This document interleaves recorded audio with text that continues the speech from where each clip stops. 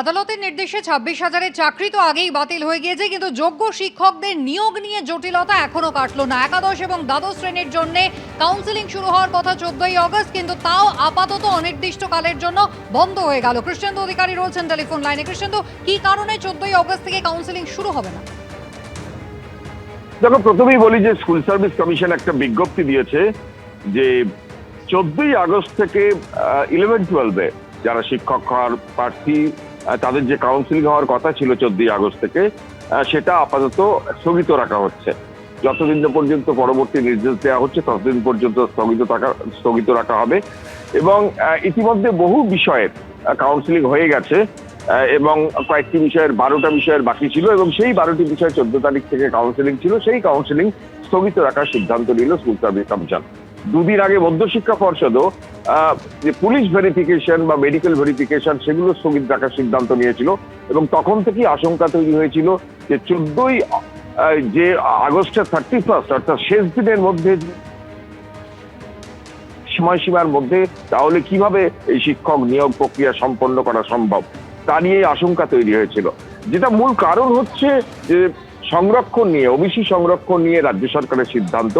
তুমি জানো যে বিগত সরকারের আমলে যে সিদ্ধান্ত নেওয়া হয়েছিল 17% ওবিসি সংরক্ষণ, এবং তার ভিত্তিতে কাউন্সিলিং পর্ব হয়েছিল বা তার ভিত্তিতে মেরিট লিস্ট তৈরি হয়েছিল।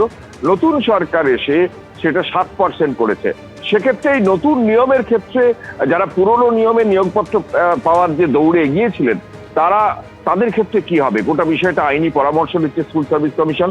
এমনকি যে ডেডলাইনের মধ্যে যে শিক্ষক নিয়োগ সম্ভব নয় সেটা কার্যত মেনে নিয়ে স্কুল সার্ভিস কমিশন সিদ্ধান্ত নিয়েছে সুপ্রিম কোর্টে সময় বাড়ানোর জন্য আবেদন করার।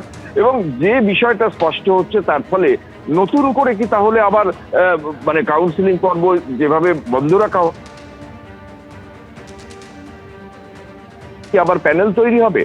অর্থাৎ সব মিলিয়ে যে সংরক্ষণ বিধি, সেই সংরক্ষণ বিধির গেরোয়ে কার্যত এই নিয়োগ প্রক্রিয়া থমকে গেছে এবং আপাতত কাউন্সিলিং বন্ধ থাকছে। আজকে স্কুল সার্ভিস কমিশন জানিয়ে দিয়েছে এখন আগামী দিনে কিভাবে নিয়োগ প্রক্রিয়া হবে সেটা আইনজ্ঞের সঙ্গে পরামর্শ করে তবে চূড়ান্ত সিদ্ধান্ত নেবে স্কুল সার্ভিস কমিশন, এবং সুপ্রিম কোর্টকে বাড়তি সময় চাইবে। কারণ 31 আগস্ট অর্থাৎ এই মাসের শেষ দিনের মধ্যে সমস্ত নিয়োগ প্রক্রিয়া শেষ করার নির্দেশ ছিল দেশের শীর্ষ আদালতের। এখন প্রশ্ন, যারা যোগ্য তাদের কি হবে? কারণ তাদের শেষ দিন স্কুলে যাওয়ার 31 আগস্ট, এবং তারপরে বেতন বন্ধ হওয়ার একটা আশঙ্কা থাকছে।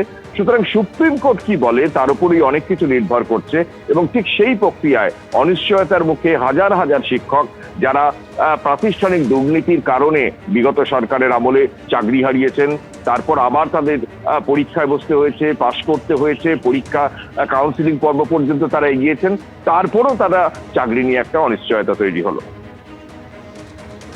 একেবারে কৃষ্ণেন্দু, ধন্যবাদ। অর্থাৎ যোগ্য চাকরি প্রার্থীদের কি হবে, তারা কিন্তু নতুন করে দোটানায় পড়েছেন। দুষ্যন্ত নারিয়ালা, এসএসসি চেয়ারম্যান, তিনি কিন্তু গতকালই জানিয়েছেন যে তারা ফের সর্বোচ্চ আদালতের দ্বারস্থ হবেন এবং সময় চাইবেন।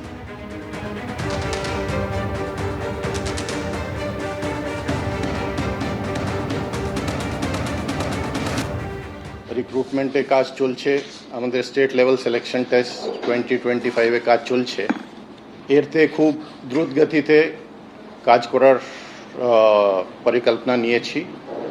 যত তাড়া করে হোক the recruitment process will be completed. আমরা অনারেবল সুপ্রিম কোর্টের ডাইরেকশনে ওটা করা হচ্ছে as per orders from time to time. তো ওটা আমরা সবসময় as per the directions of the court আমরা এগোচ্ছি। এর মধ্যে আমরা একটা নতুন নির্দেশ পেয়েছি 7th অগস্টে আমাদের BCW ডিপার্টমেন্ট থেকে regarding the rosters that would be applicable. তো ওটা আমরা আমাদের যে অ্যাডভোকেট আছেন এবং টেকনিক্যাল আছেন ওদের আমরা ডাইরেকশন সিক করেছি, ক্লারিফিকেশন চাইছি। এবং ওর জন্য আমাদের যে কাউন্সিলিং ছিল 14th আগস্ট থেকে as per rules and as per guidance of our technical team ওটা আমরা এগোবো।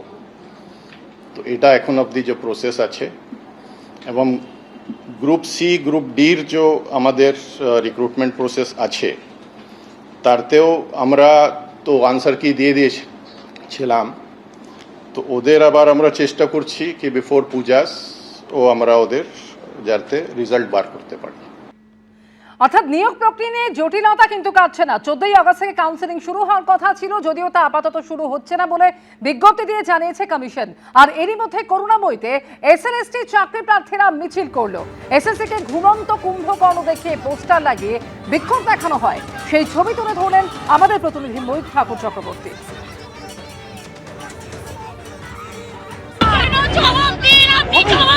আপনি ঘুম থেকে উঠুন, আমরা আজকে স্কুল বাচ্চা কেন রাস্তায় থাকবো?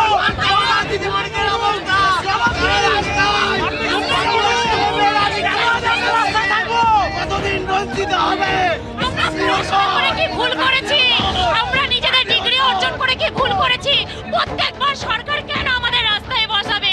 প্রত্যেকবার সরকার চেঞ্জ হলে আমাদের রাস্তায় কেন বসতে হবে? শিক্ষকের জায়গা কি রাস্তা?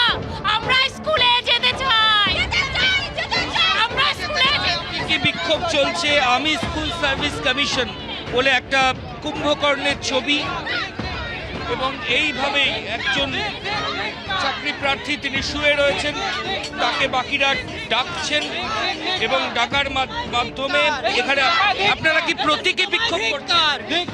প্রতীকী বিক্ষোভ, আমরা প্রতীকী বিক্ষোভ করছি এখন আপাতত।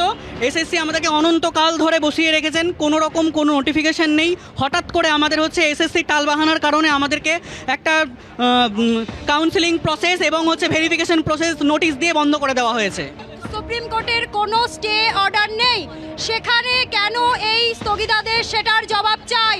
এবং আমরা রেকমেন্ডেশনে 4 মাস হয়ে গেছে, এখন স্কুলে যেতে পারছি না। স্কুলে গিয়ে খবর নিয়ে এসেছি, বলছে ম্যাম আপনারা যত তাড়াতাড়ি সম্ভব আপনারা স্কুলে আসুন।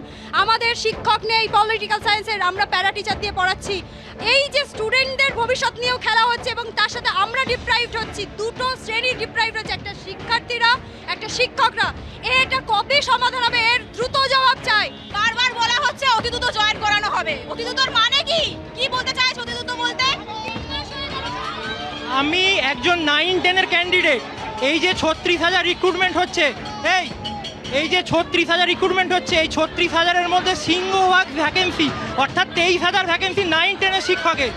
ডিসেম্বরের 12 তারিখে আমাদের রেজাল্ট বেরিয়েছে, কিন্তু আজও পর্যন্ত আমাদের ভেরিফিকেশন চলছে। ইন্টারভিউ এখনো শুরু হয়নি। এরকমই ছবি করুণাময়ীতে ধরা পড়ছে। আমি সরাসরি অতটুকু বলবো দেখানোর জন্য। একটা প্রতীকী বিক্ষোভ চলছে। স্কুল সার্ভিস কমিশন, এসএসসি, আমি এসএসসি বলে একজনকে শুয়ে দেওয়া হয়েছে, তাকে চারিদিক থেকে যারা প্রার্থী তারা ডাকছেন, কিন্তু তিনি কোনো রেসপন্স করছেন না, সাড়া শব্দ দিচ্ছেন না। কেন এসএসসি সাইলেন্ট রয়েছে, কেন তারা চুপ রয়েছে, এই প্রশ্নই কিন্তু চাকরি প্রার্থীরা তুলছেন।